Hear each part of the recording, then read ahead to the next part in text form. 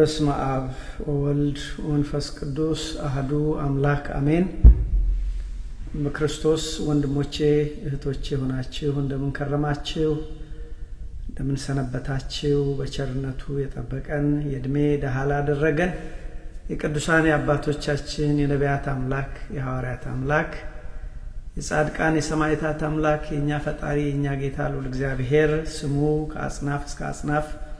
የከበረ የተመሰገነ ይሁን። እንደምን ከረማችሁ እንደምን ሰነበታችሁ። እግዚአብሔር አምላክ ስለዚህ ቀን ስሙ የተመሰገነ ይሁን። ወንድሞቼ እኔና እናንተ ዛሬ ምድለኞች ነን። ዛሬም ቢያንስ እግዚአብሔርን ስሙን እንድንጠራ እግዚአብሔር ይሄንን እድል ስላመቻቸ ይሄንን እድል ስለሰጠን የአባቶቻችን አምላክ እግዚአብሔር ስሙ የተመሰገነ ይሁን። ዛሬም እንደወትሮ አባቶቻችን አምላክ እግዚአብሔርን በመካከላችን እንጠራለን። እግዚአብሔር በመካከላችን ሆኖ በዚህ ምሽት ምድራዊ ያልሆነ ሰማያዊ ሐሳቡን የሰው ያልሆነ የቅዱስ መንፈሱን ሐሳብ እንዲያስተምረን እንዲገልጥልን የሱ ቅዱስ ፈቃድ ይሁንልን። እግዚአብሔር ቢረዳን ዛሬ የምንማርበት የትምህርታችን ርዕስ ባለፈው ጀምረን የነበረው መንፈሳዊ ውርነትና አደጋው ወይም መንፈሳዊ ውርነትና ጣጣው በሚል ይሆናል። ይህን ትምህርት ላለፉት ጥቂት ሳምንታት አብረን ስንማር ቆይተናል። ትምህርቱ ያመለጣችሁ ቤተ እስጢፋኖስ በሚለው የዩቲዩብ ቻናላችን እዚህም ላይ ሊንኩ አለ። ብትመለከቱት ይጠቅማችኋል። በነገራችን ላይ ዩቲዩብ ቻናሉንም ሰብስክራይብ ብታደርጉት ቢያንስ ላይቭ ላይ ወጥተን ይሄን እግዚአብሔር ቃል ለወንድሞች ለእህቶች ለማካፈል ይረዳናል። እዛ ብትተባበሩን በእግዚአብሔር ስም እንጠይቃለን። አሁን በቀጥታ ወደ ትምህርቱ ነው የምንሄደው። ትምህርቱ ባለፈው ጀምረን የነበረው እንግዲህ እንዳልኳችሁ መንፈሳዊ ውርነትና ጣጣው በሚል ነበር። ወገኖቼ መንፈሳዊ ውርነት አደጋ አለው። መንፈሳዊ ውርነት ጣጣ አለው። አያችሁ። ስለዚህ ዛሬ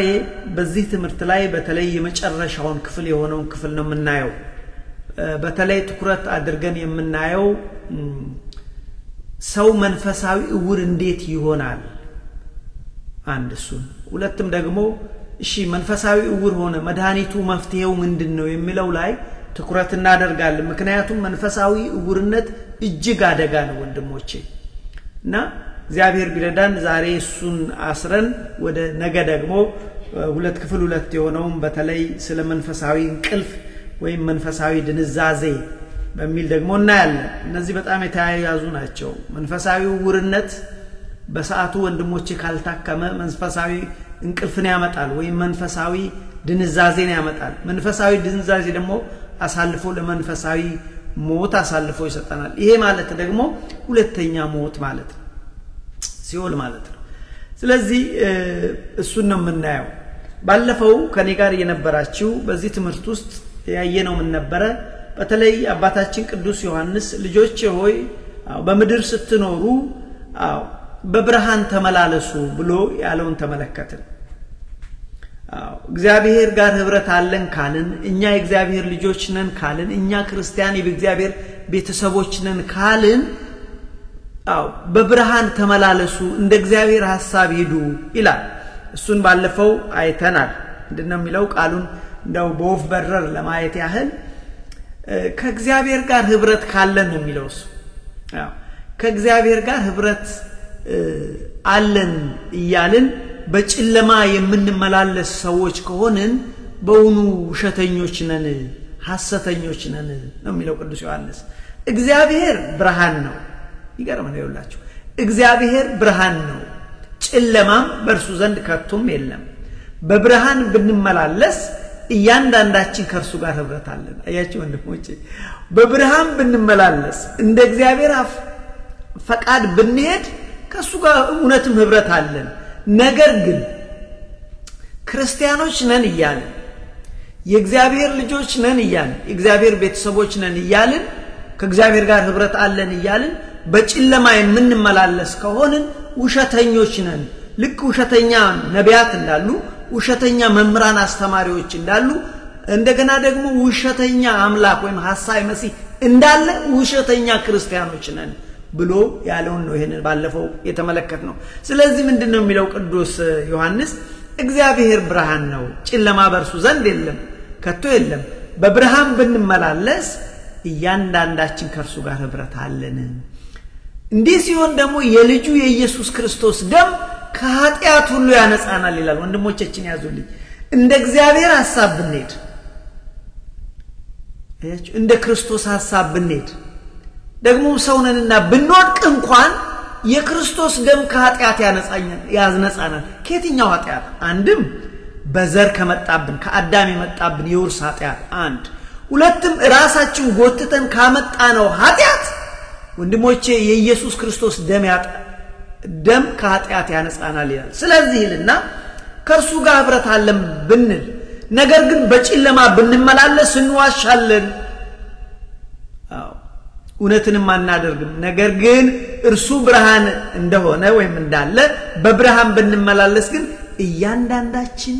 ከርሱ ጋር ህብረት አለን ከክርስቶስ ጋር ህብረት አለን የልጁ የኢየሱስ ክርስቶስ ደም ደግሞ ከኃጢአት ያነጻናል ብሎ አለ እኔ አላነበውም አሁን እንዳልኳችሁ ይሄ ባለፈው ሳምንት የተማርነው ነው ወንድሞቼ ቤተ እስጢፋኖስ በሚለው ብትገቡ ብታዩት ደስ ይለኛል ብትችሉ ይሄ ቃል በዩቲዩብ ላይቭ መግባት እንዲችል ሰብስክራይብ ብታደርጉት በእግዚአብሔር ፍቅር ለምናችኋለሁ በተለይ እግዚአብሔርን እናገለግልበታለንና ብትረዱን ደስ ይለኛል ስለዚህ ይሄ ቃል የሚገኘው አንደኛ ዮሐንስ ምዕራፍ 1 ከቁጥር 5 እስከ 10 ላይ ነው እንግዲህ ቅዱስ ዮሐንስ ምንድነው ያለ በአጠቃላይ እንደው ቀለል አድርገን በብርሃን ተመላለሱ ክርስቲያኖች ናችሁ ከእግዚአብሔር ተወልዳችኋል አይደል በቃ በብርሃን ተመላለሱ ከሱ ጋር ህብረት አለን ካላችሁ የእግዚአብሔር ልጆች ነን ካላችሁ የሱ ቤተሰቦች ነን ካላችሁ በብርሃን ተመላለሱ በዛን ጊዜ የልጁ የኢየሱስ ክርስቶስ ደም ከኃጢአት ሁሉ ያነጻናል በአጠቃላይ ምን ማለት ነው ብለን ስናይ የተወሰኑ ነጥቦችን አይን አንደኛ እግዚአብሔር ብርሃን ከሆነ በሱ ዘንድ ጨለማ የለም እኛ ደግሞ የእግዚአብሔር ልጆች ከሆነን በብርሃን መመላለስ አለን ነው አንደኛው ሁለተኛው ከሱ ጋር ህብረት አለን ከኢየሱስ ክርስቶስ የሱ አካል ነን ካለ ምክንያቱም ወንድሞቼ ስጋዬን የበላ ደሜን የጠጣ እኔ ከርሱ ጋር አለው እርሱ ከኔ ጋር ይኖራል እኛ ከመንፈስ ቅዱስ ተወልደናል ካልን ከሱ ጋር ህብረት አለን ማለት ህብረት ካለን ደግሞ በሱ ዘንድ ጨለማ ስለሌለ እኛም ደግሞ በብርሃን ልንመላለስ ይገባል በዛን ጊዜ የልጁ የኢየሱስ ክርስቶስ ደም ከኃጢአት ሁሉ ያነጻናል ነገር ግን የእግዚአብሔር ልጆች ነን ብለን በውሸት ብንመላለስ ግን ሐሰተኛ ክርስቲያኖች ነን ነው የሚለው ይሄ ማለት ምን ማለት ነው ይሄ ነው እንግዲህ መንፈሳዊ ዕውርነት የእግዚአብሔር ልጆች ነን ብለን በብርሃን እየተመላለስን ነን ብለን በጨለማ የምንሄድ ከሆነ መንፈሳዊ ዕውርነት ነው መንፈሳዊ ዕውርነት ወንድሞቼ አደጋ አለ ዛሬ ርዕሳችን እሱ ነው መንፈሳዊ ዕውርነትና ጣጣው ብለን ላለፉት ጥቂት ሳምንታት በዚህ ርዕስ ላይ ቆይተናል መንፈሳዊ ዕውርነት አደጋ ነው ምንድነው መንፈሳዊ ዕውርነት ወገኖቼ መንፈሳዊ ዕውርነት ማለት የእግዚአብሔርን እውነት የወንጌልን እውነት መረዳት አለመቻል ወይም መረዳት አለመፈለግ መንፈሳዊ ዕውርነት ነው መንፈሳዊ ዕውርነት ስለዚህ ወገኖቼ እንዲህ አይነቱ ህይወት መንፈሳዊ ዕውር ይባላል ስለዚህ ቅዱስ ጳውሎስ ቅዱስ ዮሐንስ ምንድነው ያለው ልጆቼ ባካችሁ በብርሃን ተመላለሱ በብርሃን ተመላለሱ አለ ለመሆኑ በብርሃን መመላለስ ምን ማለት ነው ወንድሞቼ በብርሃን መመላለስ ብርሃን በመጀመሪያ ብርሃን ማለት እኮ ኢየሱስ ክርስቶስ ነው እሱ እኮ የዓለም ብርሃን ይባላል አይደል ስለዚህ በክርስቶስ ተመላለሱ እንደውም ክርስቶስን ልበሱት እኮ ነው የሚለው ቅዱስ ጳውሎስ ስለዚህ በብርሃን ተመላለሱ ምን ማለት ነው በብርሃን ተመላለሱ በክርስቶስ መንገድ ሂዱ የክርስቶስ መንገድ ምንድነው ወንድሞቼ የክርስቶስ መንገድ ፍቅር ነው አያችሁ የክርስቶስ መንገድ ፍቅር ነው የምን ፍቅር እግዚአብሔርን የመውደድ ፍቅር ወንድምን እንደራስ የመውደድ ፍቅር ስለዚህ በብርሃን ተመላለሱ ሲባል እንደ ክርስቶስ በፍቅር መመላለስ ነው ቀላል ነው I didn't say it is an easy we live ጊንጥ በሆነ ዓለም ውስጥ እኮ ነው የምንኖረው ወንድሜ ስለዚህ የክርስቶስ መንገድ ምንድነው ብለን ብንል የክርስቶስ መንገድ ፍቅር ነው ወንድምን መውደድ ነው በብርሃን መመላለስ ምን ማለት መሰላችሁ መንፈሳዊ ህይወታችንን ከእግዚአብሔር እውነታ ጋር ማስማማት ማለት ነው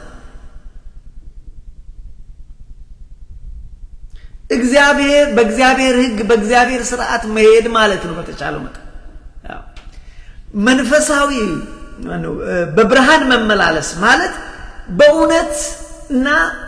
እውነተኛና ታማኝ መሆን ማለት ነው ቅድም አንድ እግዚአብሔር ቃል ሳነብ ነበር ኤርሚያስ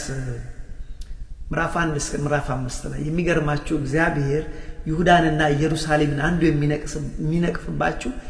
ኢየሩሳሌም ይሁዳ ሆይ አንቺ የልጅነት ሚስቴ ነሽ አይነት ነው የሚላቸው ከመቼው ከሌላ ጋር ወደቅሽ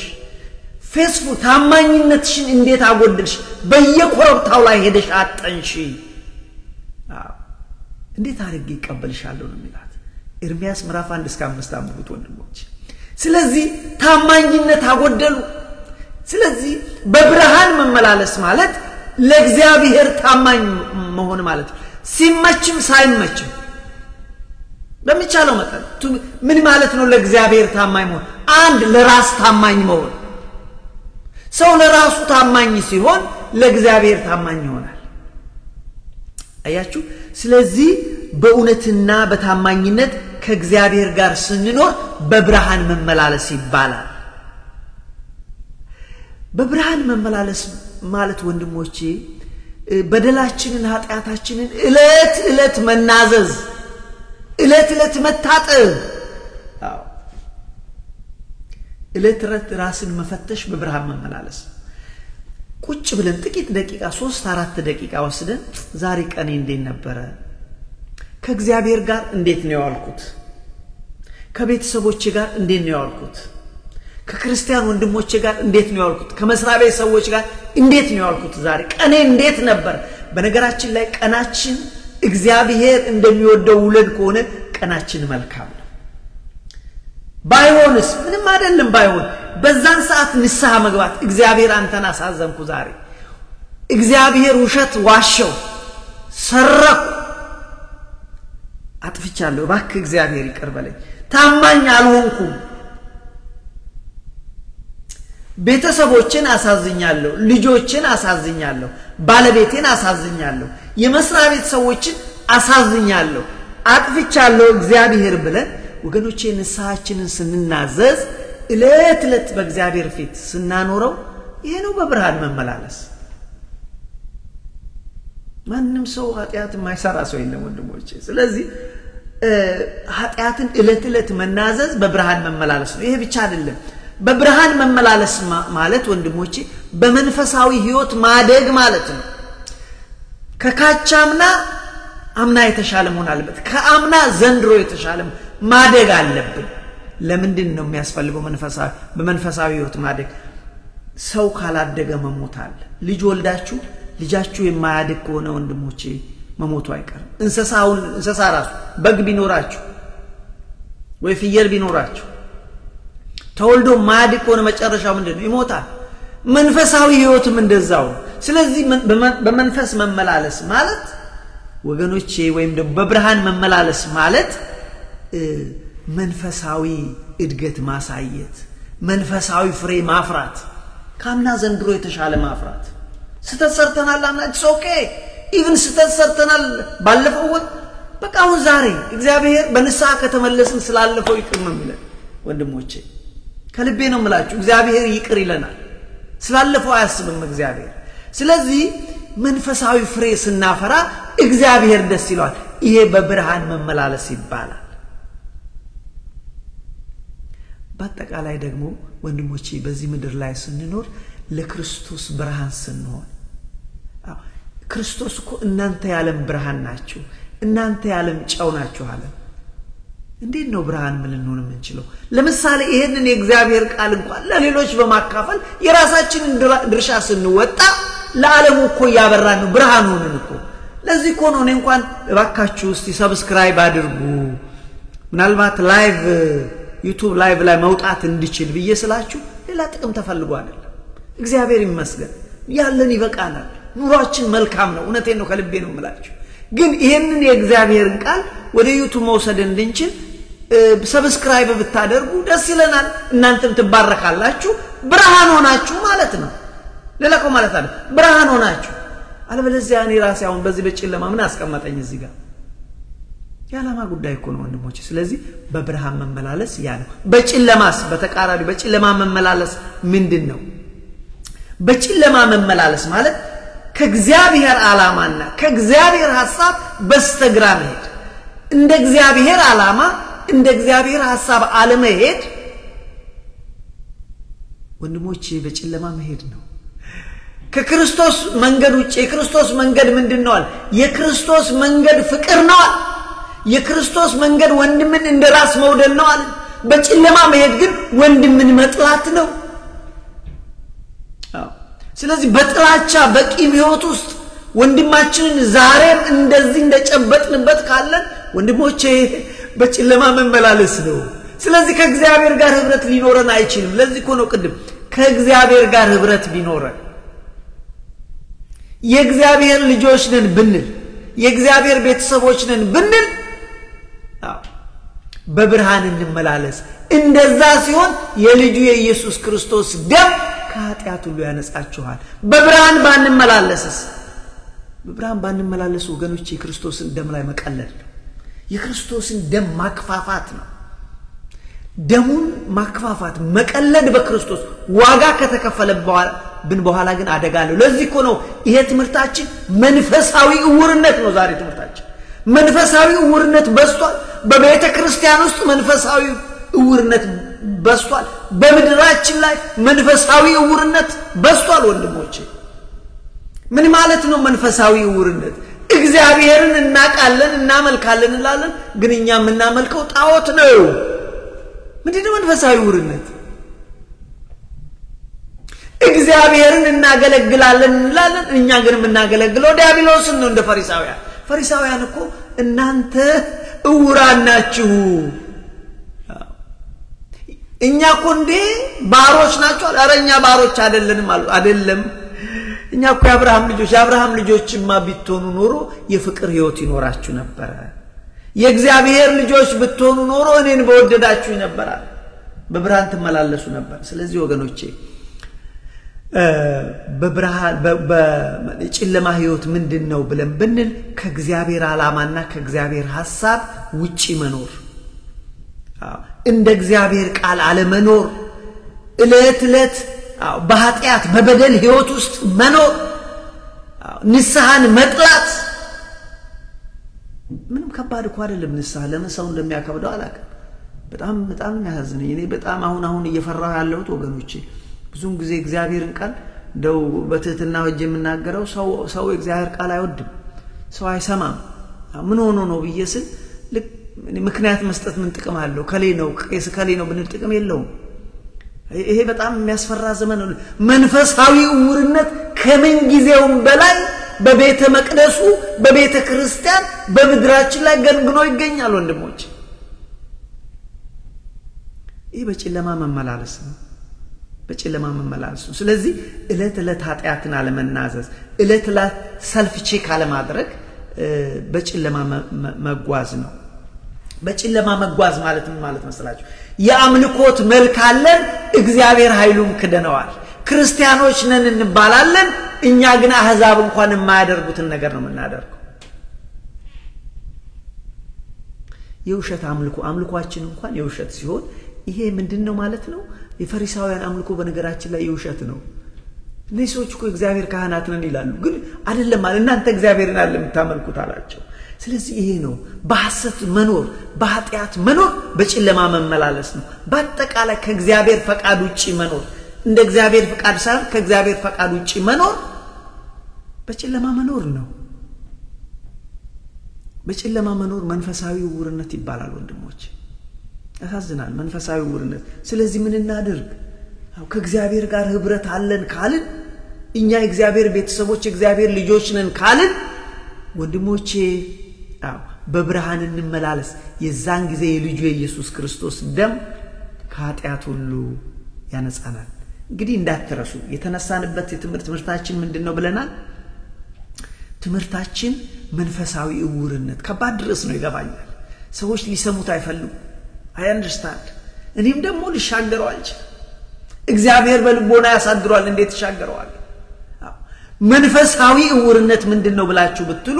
የእግዚአብሔርን እውነት የወንጌልን እውነት መስማት ወይ መረዳት አለመቻል ወይ መረዳት አለመፈለግ መንፈሳዊ እውርነት ነው መንፈሳዊ እውርነት ወገኖቼ ከሚገባው በላይ በስቷል ያው የወንጌልን እውነት ከመቀበል ይልቅ ተረተረትን እንወዳለን ለዚህ ነው ቅዱስ ጳውሎስ ልጁ ጢሞቴዎስን በመጨረሻ ጊዜ ሰዎች የእግዚአብሔርን ቃል የማይታገሱበት ጊዜ ይመጣል እነሱ ይልቅ ደስ የሚላቸው ተረተረት የሌለ ነገር እኮ ነው የሌለ ነገር ደስ የሚላቸው የውሸት ትምህርትማ ቢሆን ኖሮ ወገኖቼ የእውነት ትምህርት ሰው አይወድም የውሸት ትምህርት ይወዳል ሰው በጣም ይሄንን ለምን ጠላት ሰራ ለትላንት መልካም ዘርተን ነበር እንዴት እንክርዳዱ መጣው በቀላላቸው ሐዋርያት ጠላት አደረገ ይሄን ወንድሞች ጠላት አደረገ ስለዚህ መንፈሳዊ ውርነት ምንድነው ብለን ብንል ከእግዚአብሔር እውነት ወይም ደግሞ የወንጌልን እውነት አንድ ሰው ያወቀ ይመስላል ግን አያውቅ እግዚአብሔርን ያመለከ ይመስላል እሱ ጣዖትን የሚያመልክ እግዚአብሔርን ያገለገለ ይመስላል እሱ ግን ሰይጣንን የሚያገለግለው አዎ ስለዚህ እንዲህ አይነት ነገር መንፈሳዊ እውርነት ይባላል አሁን እዚህ ጋር እኔ ትኩረት ዛሬ ልሰጥ የምፈልገው በቀረን ደቂቃዎች ሰው እንዴት ነው መንፈሳዊ እውር የሚሆነው ምንድነው መንፈሳዊ እውር እንዲሆን የሚያደርገው ሰው ብላችሁ ብትሉ ወንድሞቼ መንፈሳዊ ዕውቀት ማጣት ነው ሰው መንፈሳዊ ዕውቀት ሲያጣ መንፈሳዊ እውርና በድንግዝግዝ ይሄዳል ነገ ጧት የምንማረው ትምህርት ስለ መንፈሳዊ እንቅልፍ ዛሬ መንፈሳዊ እውርነት ነው ስለዚህ መንፈሳዊ እውርነት እንዴት ይመጣል ዕውቀት በማጣት እግዚአብሔር እኮ አለ ሕዝቤ ዕውቀት በማጣት ጠፋ ካህኖች እንኳን እውነትን ጠሉ አለ አዎ ሕዝቤ ዕውቀትን በማጣት የተነሳ ጠፋ ካህኑ ዕውቀትን ጠላ ብሎ እግዚአብሔር በሆሴዕ ምዕራፍ 4 ከቁጥር 4 እስከ 10 ላይ ተናገረ ስለዚህ በአጠቃላይ መንፈሳዊ እውር እንዴት ይሆናል ዕውቀት ከማጣት አዎ መንፈሳዊ ዕውቀት ከማጣት ይመጣል መንፈሳዊ እውርነት በጊዜ ካልታከመ ወገኖቼ መንፈሳዊ እንቅልፍ ይለቅብናል መንፈሳዊ ድንዛዜን ያመጣል መንፈሳዊ ድንዛዜ ደግሞ አሳልፎ ለመንፈሳዊ ሞት ይሰጠናል መንፈሳዊ ሞት ደግሞ ሁለተኛ ሞት ይሄ እውነት ስለሆነ ነው ወንድሞቼ የምነግራችሁ ስለዚህ መንፈሳዊ እውራን እንዳንሆን መጠንቀቅ አለብን መንፈሳዊ እውርነት በሽታ ለነፍስ ሞት አሳልፎ የሚሰጥ በሽታ በመሰረቱ መንፈሳዊ እውርነት እንዴት ይመጣል ቅድም ብያቸዋለሁ ሰዎች መንፈሳዊ እውር ማለት ሰውየው እግዚአብሔርን የሚያመልክ ይመስለዋል እሱ ግን የሚያመልከው ጣዖትን መንፈሳዊ እውርነት ነው ሰውየው እግዚአብሔርን የሚያገለግል ይመስለዋል እሱ የሚያገለግለው ዲያብሎስን ይሄ መንፈሳዊ እውርነት እንዴት ይመጣል አንደኛ በግዴለሽነት ይመጣል በስንፍና ይመጣል ከእግዚአብሔር ይልቅ ሰው ላይ መደገፍ ሰው ያመጣል የእግዚአብሔር ቃል የሚለውን ነገር ትቶ ሰዎች የሚሉትን ተረት ይሰማል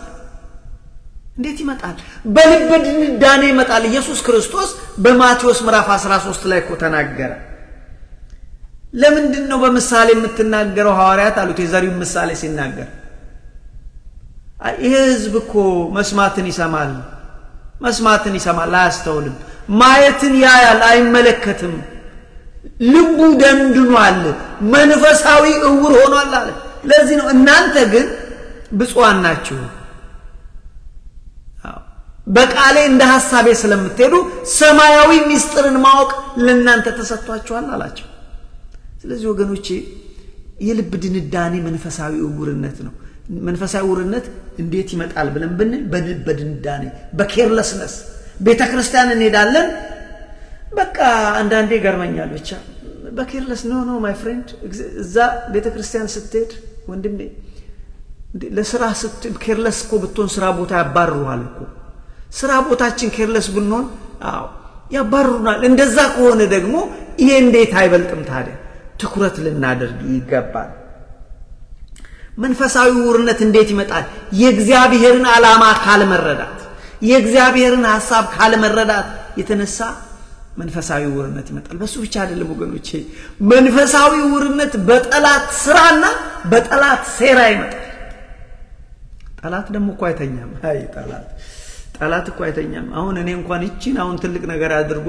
እቺን አሁን ሪኮርድ ለማድረግ ቅድም ይሄ ቴክኖሎጂውን እንዴት እንደተቸገርኩኝና እግዚአብሔር ነው መናቀው እና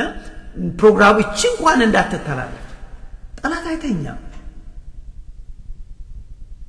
ስለዚህ ወገኖቼ ምንድነው ነጥቤ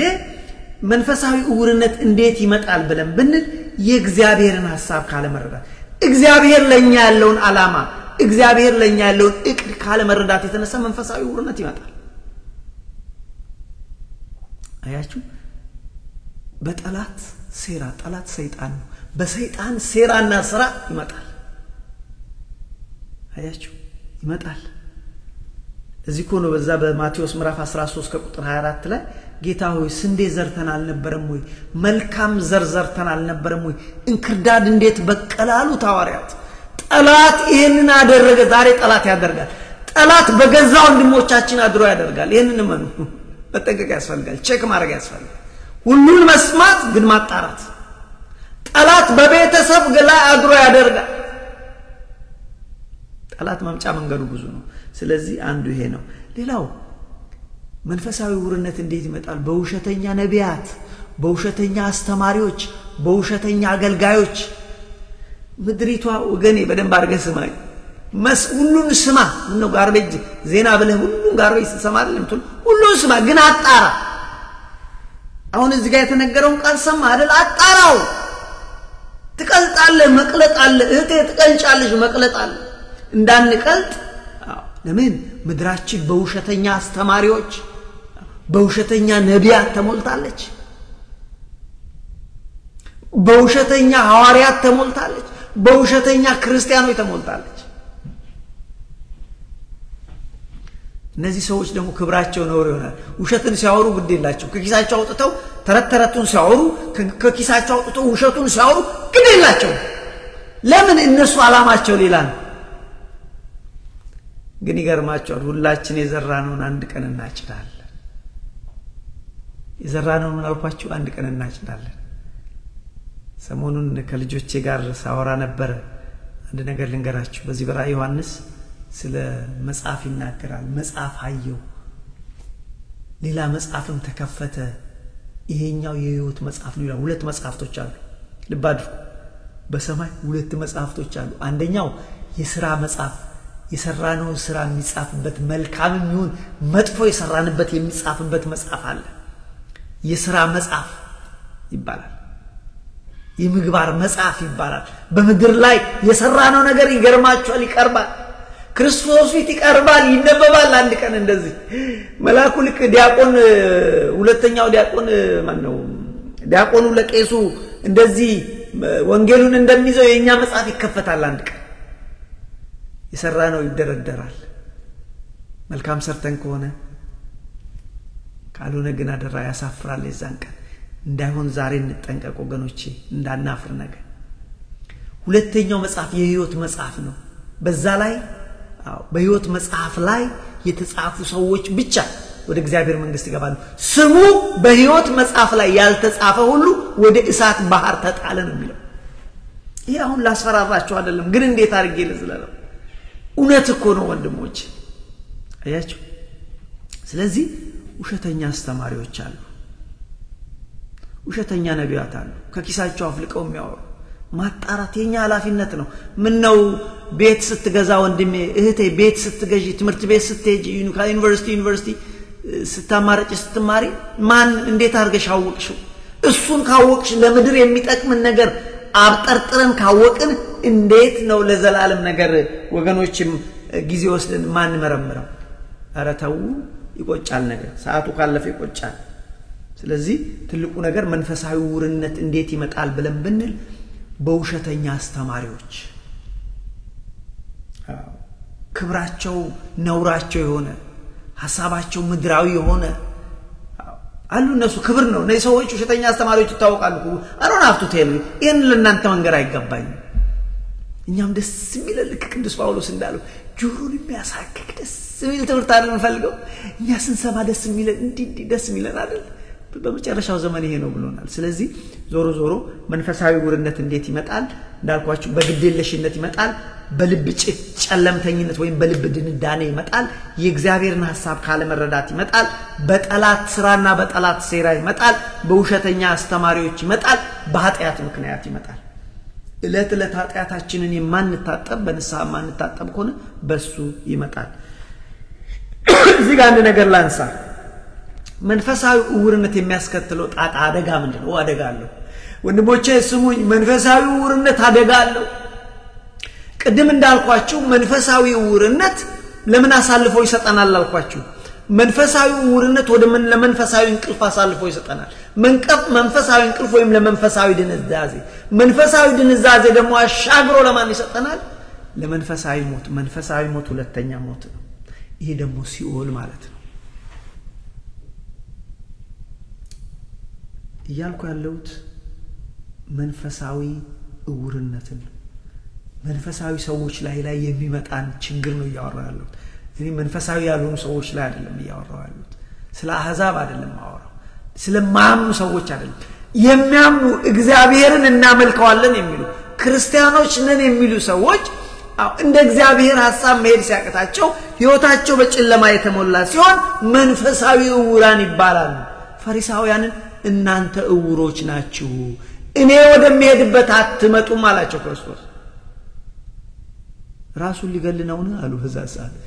ዮሐንስ ወንጌል ምዕራፍ 8 እና 9 አንበቡ ከፈለጋችሁ ዲቴል ስለዚህ ወንድሞቼ እና መንፈሳዊ ዕውርነት ለአደጋ ሰው ይዳርጋል ለሲኦል ሰው ይዳርጋል መጠንቀቅ አስፈላጊ ነው ከእግዚአብሔር ጋር ህብረት አለን ካለ ከእግዚአብሔር ተወልደናል ካለ ልጆቹ ነን ካልን በብርሃን መመላለስ ያስፈልጋል የዛን ጊዜ የልጁ ኢየሱስ ክርስቶስ ደም ከኃጢአት ሁሉ ያነጻናል ስለዚህ መንፈሳዊ ዕውርነት ጣጣ አደጋ አለው አንደኛ የእግዚአብሔር ቁጣ እንዲገለጥብን ያደርጋል ሮሜ ምዕራፍ 1 ቁጥር 18 እስከ 23 ድረስ አንብቡ እግዚአብሔርን እንደ እግዚአብሔርነቱ ስላላወቁት እኮ ነው የሚለው መንፈሳዊ ነን ሲሉ እግዚአብሔርን እንደ እግዚአብሔርነቱ ስላላወቁት ለማይሆን መንፈስ አሳልፎ ሰጣቸው ኦያ እግዚአብሔር ታጋሽ ነው እግዚአብሔር ይታገሳል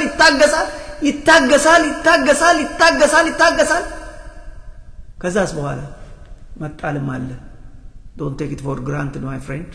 ስለዚህ የእግዚአብሔር ቁጣ ያስከትላል መንፈሳዊ ዕውርነት አናክብደው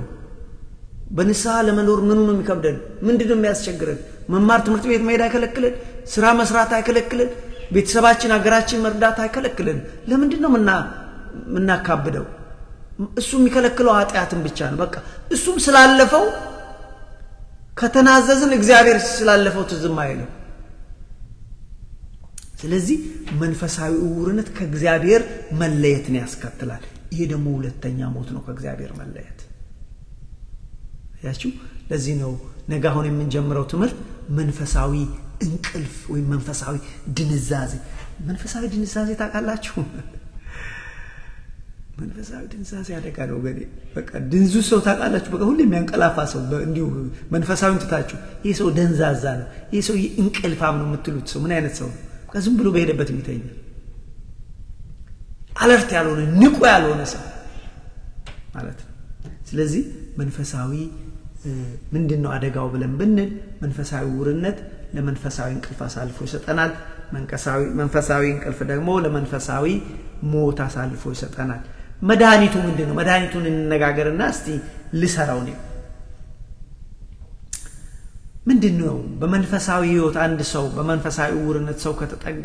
ከተጠቃ ምንድነው መድኃኒት መፍትሄው ምንድነው ወንድሞች መንፈሳዊ ዕውርነት መድኃኒቱ ምንድነው ብላችሁ ብትሉ መንፈሳዊ ዕውቀት ነው የእግዚአብሔርን ቃል መማር ነው የእግዚአብሔርን ሐሳብ መረዳት ነው የእግዚአብሔርን ዓላማ መረዳት ነው እግዚአብሔር በመድር ላይ ለምን ዓላማ እንዳስቀመጠን መረዳት ነው እግዚአብሔር ዝም ብሎ አላመጣንም ወንድሞች በዓላማ አስቀመጠን ስለዚህ ለዛ ዓላማ መኖር ነው መንፈሳዊ ዕውቀት መድኃኒቱ ነው አያችሁ መንፈሳዊ ዕውቀትን ደግሞ ለማግኘት ፍላጎት ይጠይቃል የልብ መከፈት ይጠይቃል እግዚአብሔር በቤታችን በህይወታችን በልባችን የሚገባው የከፈትንለት ያህል ነው በጠባቡ ከከፈትንለት በጠባቡ ነው በቃ ከዘጋ ነው አይገባ ለዚህ እኮ ነው ከበር ቆሜ አንኳኳለሁ ይላል አቤት እግዚአብሔር አይ እግዚአብሔር የሚደግ እኮ ነው በሩ መክፈት ሲል ከበር ቆሜ እሱ ከውጭ ሆኖ ነው የሚያኳኳው አይገባም ማለት በዛ በርን ከዘጋው ልብን ከዘጋው አይገባም እግዚአብሔር ግን ለዚህ እኮ ነው ከበር አንኳኳለሁ የሰማ ከበር ቆሜ አንኳኳለሁ ቃሌን የሰማ